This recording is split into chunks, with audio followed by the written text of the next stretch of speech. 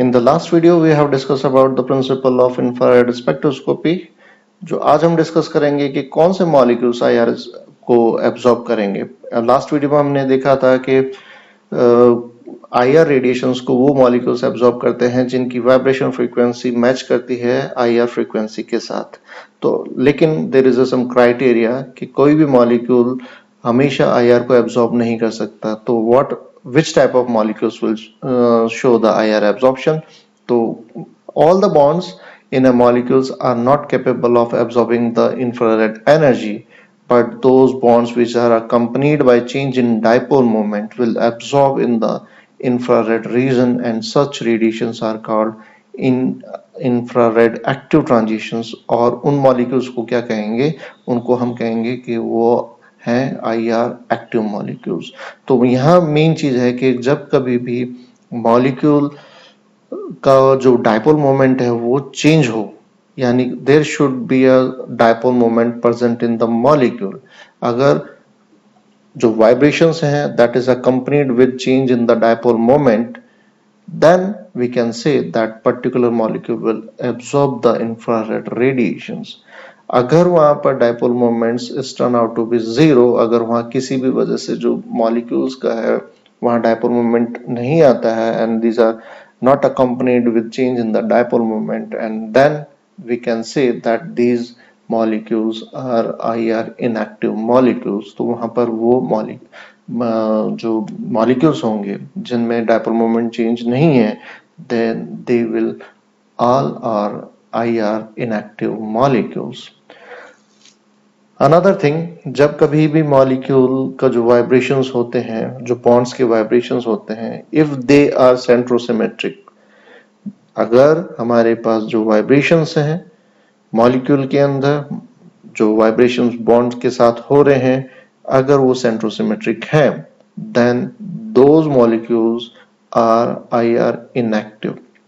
लेकिन अगर वाइब्रेशंस साथ के साथ हो रहा है और उसमें सेंटर ऑफ सिमेट्री नहीं है due to that vibrational stretching और bending, then that particular molecule will be IR active. तो हमें ध्यान में रखना है कि अगर किसी में वाइब्रेशनल जो स्ट्रेचिंग है that is centrosymmetric, if it is centrosymmetric then that will be IR inactive।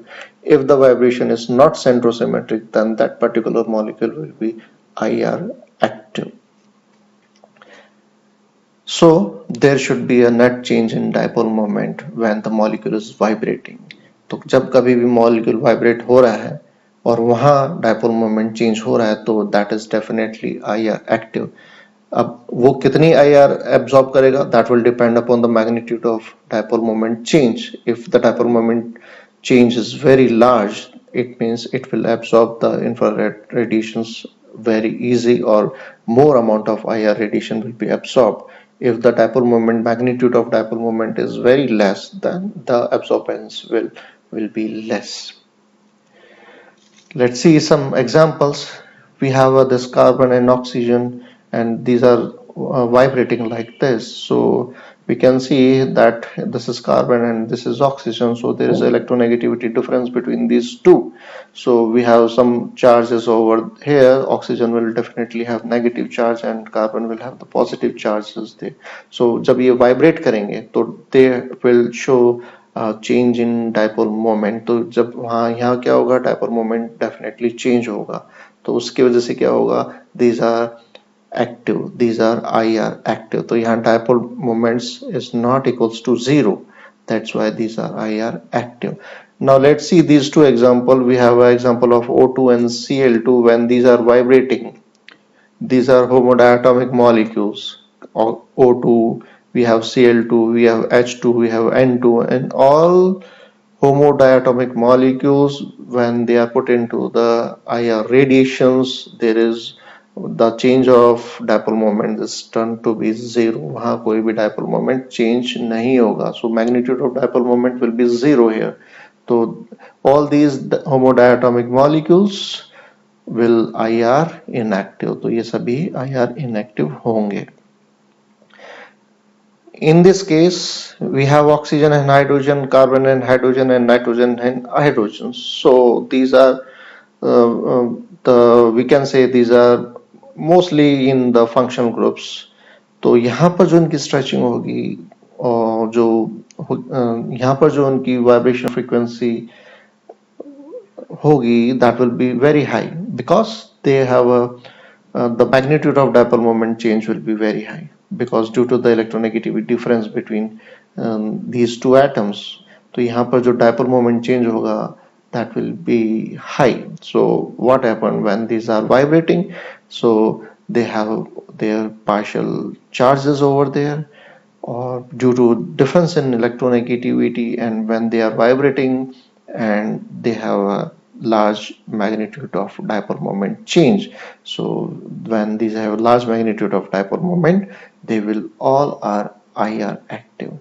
They have some dipole moment and they will be IR active always. In this case, we have a carbon-carbon single bond, carbon-carbon double bond, and carbon-carbon triple bond. तो organic compound में we can see lots of carbon-carbon bond. In alkenes and in alkynes also we have double bonds, and in alkynes we have triple bonds. तो यहाँ ऐसे देख के लगता है कि there will be a no change in dipole moment, लेकिन हमेशा ध्यान में रखना है कि जो कार्बन है that is tetravalent. इसका मतलब ये जो भी कार्बन हैं they are connected with some different atom or some different groups. तो जब वो different atom हो या different group से लगेंगे तो obviously what happened, वहां there will be some net change in dipole moment, वहां हमेशा कोई ना कोई डायपोल मोमेंट में मैग्नीट्यूड में चेंज आएगा। तो अगर वहां पर डायपोल मोमेंट में चेंज आता है तो they are always I R active.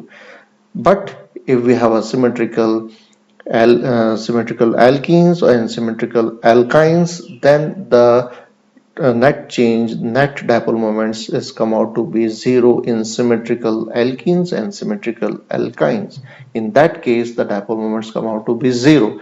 But most of the carbon-carbon bonds are IR active and they will absorb the IR infrared radiations. So dipole moment is not equals to zero. So most of this is stretching between carbon-carbon will be IR active, except symmetrical alkene and symmetrical alkynes.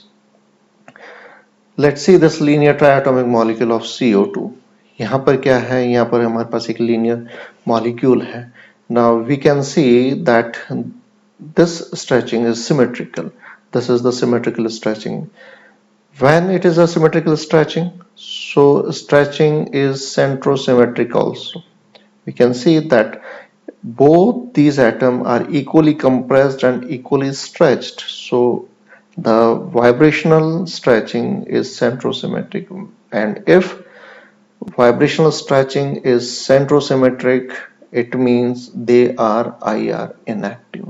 So in CO2, when there is a symmetrical stretching, then due to this stretching, this particular is IR inactive. But in second case, here the stretching is asymmetrical. तो यहाँ जो stretching हो रही है carbon और oxygen bond के बीच में, तो एक एटम ज्यादा कंप्रेस हो रहा है और एक बॉन्ड ज्यादा स्ट्रेच हो रहा है, एंड वाइस वर्सा। तो यहाँ पर क्या होगा, it is not a centrosymmetric stretching. तो यहाँ जो स्ट्रेचिंग है that is not centrosymmetric. If it is not centrosymmetric, it will absorb the infrared radiations. That's why this particular having asymmetrical stretching is IR active, and that will absorb at 2350 centimeter inverse. Now let's see in this third case. In this case there is a bending vibrations. So bending is like this. ये जो दोनों oxygen है ये bend हो गए ऊपर की तरफ और ऑक्सीजन नीचे कार्बन इज जो है दैट बेंड डाउन। तो एक तरीके से बेंडिंग हो सकती है इस केस के अंदर, या फिर हो सकती है बेंडिंग के दोनों ऑक्सीजन दोनों नीचे बेंड कर जाएं और ऑक्सीजन ऊपर की तरफ बेंड हो जाए।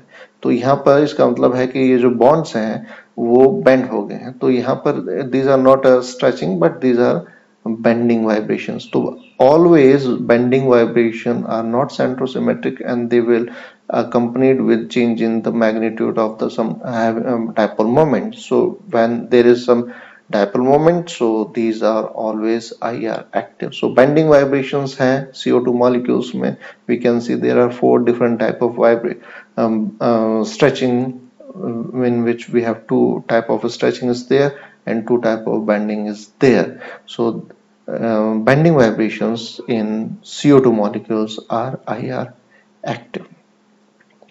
So finally, we can say, okay, what is the selection rule for the IR spectroscopy? The first point, that is the vibration which are not centrosymmetric. वो वाले जितने भी वाइब्रेशन जिसमें जो सेंट्रोसिमेट्री मॉलिक्यूल के अंदर नहीं होती है, वो वाइब्रेशंस जिसमें सेंट्रोसिमेट्री लॉस्ट हो जाए, तो वो सारे IR एक्टिव होते हैं.